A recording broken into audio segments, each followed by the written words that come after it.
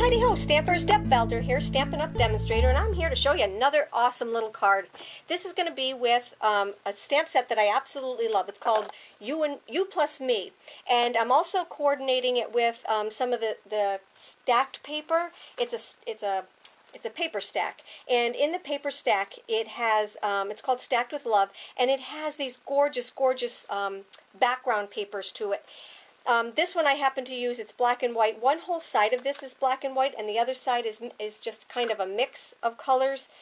They just all coordinate, and you can actually get this stack of paper and this stamp set as a bundle. So make sure you check out the 2015 Occasions catalog and just look to see how they are just adorable together, and I'll show you what I mean by that. I started off with a card base that is 11 by 4 1/4, and I scored it at 5 1/2. So that's my card base. And now I have a piece of cardstock that is 3 3/4 by 5, and I'm going to show you what to do with that first. So let's just set this over to the side right here, and I'm going to stamp actually first. I'm going to take and stamp my sentiment on the bottom, and that way there I'll know where to stop my embossing. So I'm using the crisp Cantaloupe, and I'm going to take the word Twitter painted from this You Plus Me stamp set, and I'm just going to take and stamp it here on the bottom. Okay, and I just picked up an edge, so we're going to turn it over and stamp it again. There we go. Don't you love two sides to every paper? Alrighty, so I'm done with the stamping part of it, and now what I'm going to do is I'm going to take and I'm going to show you how to do this cool dry embossing thing. So I need my my embossing folder, and I'm using the large polka dot one right here. I'm going to take and I'm going to, the reason I stamped this first is because I needed to know where to stop. So I'm going to take and I'm going to put my embossing folder down to just about where the top of the words begin, and just kind of line it up and then run it through my Big Shot. And let me just grab that. Here we go, and lay it down here like this. Whoops, I just moved. Hang on. Let's line it back up again. Alrighty, there we go. And we're going to just run it through the Big Shot. Now the next part of it is where we're going to take and just flip over the paper, and we're going to realign it. See what I'm doing? I'm just taking and offsetting these circles so that they are the opposite. So these are popped out, these are going to be popped in. And I just offset them so that they stick out a little bit more. This is a great technique if you're doing anything that has to do with water, like with fish or you know, something like that. Now I'm just going to run it through the Big Shot again, and you'll see just how this absolutely comes out adorable. You see, the first run through it, and I don't know if you can see this or not. Let me see if I can make it close up just a little bit.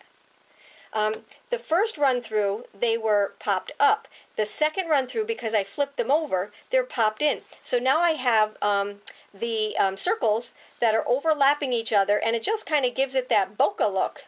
Just absolutely adorable, and adds a lot to the piece right here. So that was done with our polka dot one, but you could do it with other embossing folders also. So here's this piece right here. Let's get our card back in here because we need to know what else to do.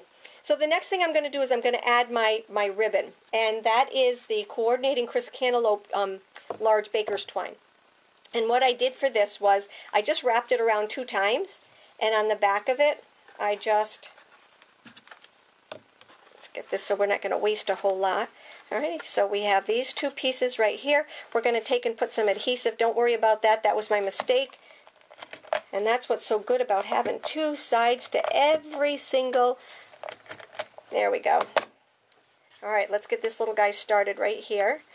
And then we're just going to pull it so it's nice and taut. And then we're going to glue it again and trim it off. Okay, so let's let's just line that all back up again, just like that. See how I have these? I'll put them closer together. I like it when it's closer together. And they're all glued on the back, so that's good also. Alrighty, so let's glue that to our card base just so that we have it, and we can secure the, I love my fast fuse. Love, love, love it. There we go. Now we can cover up that Twitter painted that is. Got an edge to it. Okay, so here we go. So far, so good. You still with me? Okay, so let's get this string out of the way.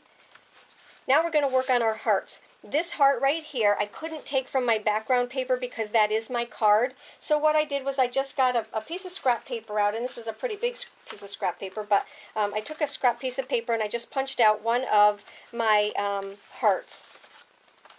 And this one is actually going to be popped on. So I'm going to take and I'm going to pop that onto here like this.